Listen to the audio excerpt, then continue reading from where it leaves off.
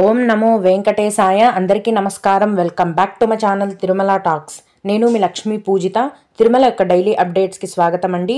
తిరుమల దర్శనానికి సంబంధించిన latest updates కోసం మన ఛానల్ యొక్క టెలిగ్రామ్ గ్రూప్లో మరియు వాట్సాప్ ఛానల్లో జాయిన్ అవ్వగలరు. వాటి యొక్క లింక్ అనేది ఈ వీడియో కింద డిస్క్రిప్షన్లో మరియు కామెంట్ సెక్షన్లో ఇవ్వటం జరిగింది.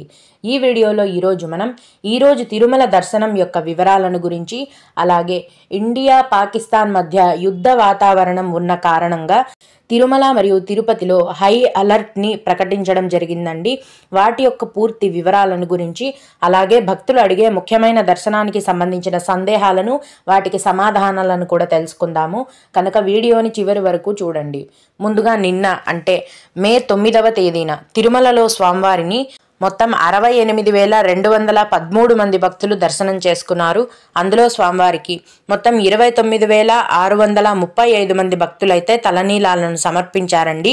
నిన్నటి రోజున తిరుమలలో శ్రీవారి హుండీ యొక్క ఆదాయం అనేది 3,45,00,000 రూపాయలు. ఈరోజు కూడా ఎటువంటి దర్శనం టికెట్లు లేకుండా నేరుగా భక్తులని ఫ్రీ దర్శనానికి అనుమతిస్తున్నారండి. ఈ విధంగా టికెట్స్ లేకుండా డైరెక్ట్గా వెళ్లే ఫ్రీ దర్శనానికి ప్రస్తుతం 10 నుంచి 12 గంటల సమయం అనేది పడుతోంది. అలాగే తిరుపతిలో ఇచ్చే ఉచిత సర్వదర్శనం టికెట్లను తీసుకొని దర్శనానికి వెళ్లే భక్తులకైతే దర్శనానికి 4 నుంచి 5 గంటల సమయం పడుతోంది.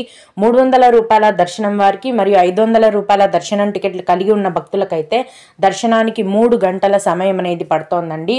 రోజులాగే ఈరోజు కూడా యథావిధిగా చిన్న పిల్లల యొక్క సుపదం ఇన్ఫాంట్ దర్శనం అనేది కొనసాగుతోంది. ఇన్ఫాంట్ దర్శనానికి 2 గంటల సమయం పడుతోంది. విఐపి బ్రేక్ దర్శనం టికెట్లు కలిగి ఉన్న భక్తులకైతే గంటలోపే దర్శనం అనేది పూర్తయిపోతుంది.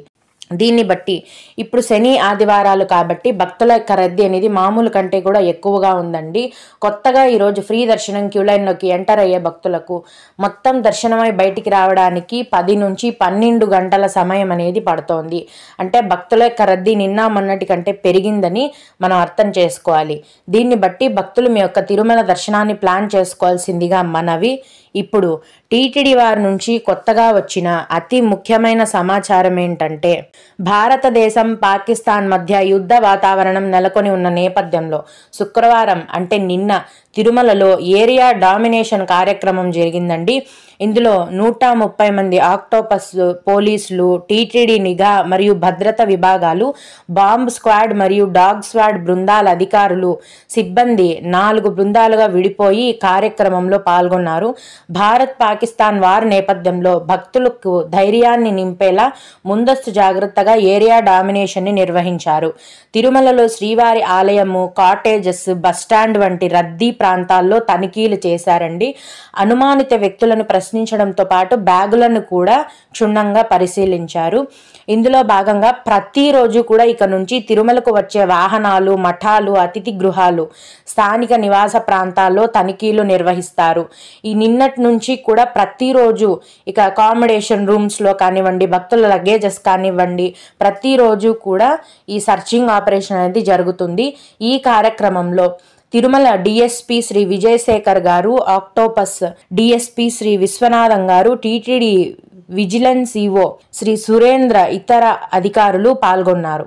కాబట్టి ప్రస్తుతం తిరుమల దర్శనానికి రావాలనుకునే భక్తులు మీరు ఆలోచించుకొని రండి. ఎందుకంటే ఇండియా పాకిస్తాన్ యుద్ధ వాతావరణం ఏర్పడిన కారణంగా తిరుమల మరియు అలిపిరి ఈ రెండింటినీ కూడా న్యూస్ ఛానల్స్లో కూడా హై అలర్ట్ జోన్స్గా ప్రకటించడం జరిగింది. తిరుమల అంతా కూడా మిలిటరీ ఏరియా డామినేషన్లో ఉంది.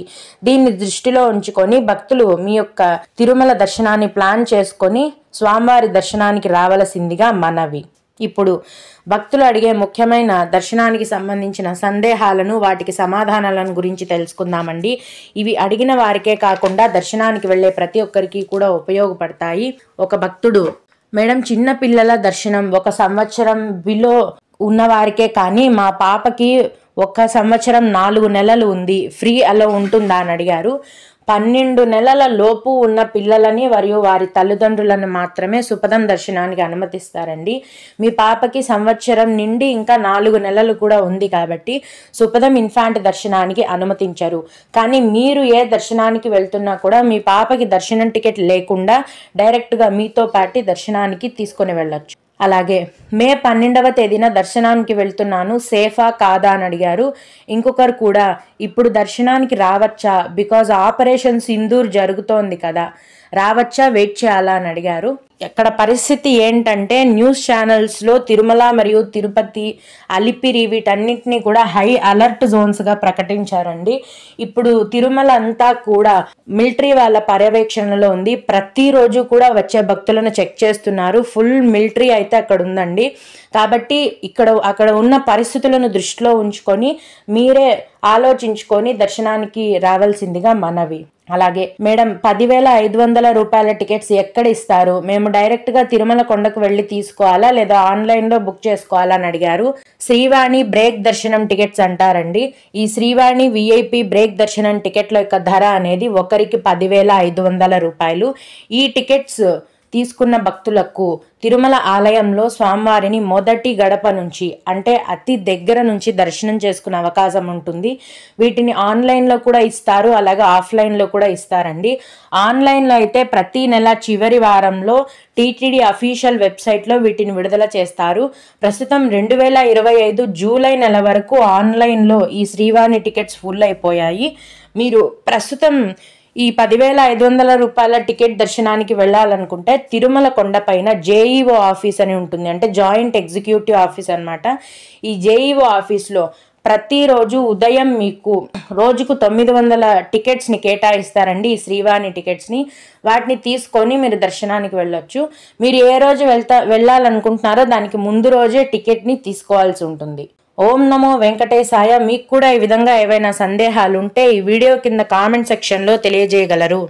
నేను వాటికి ఖచ్చితంగా రిప్లై ఇవ్వడానికి ప్రయత్నిస్తాను. ఇవి ఇవాల్టి తిరుమల అప్డేట్స్. ఇలాంటి మరిన్ని వీడియోల కోసం నా ఛానల్ని సబ్స్క్రైబ్ చేసుకోండి. ఈ వీడియోని లైక్ చేసి షేర్ చేయగలరు. ఓం నమో వెంకటేశాయ.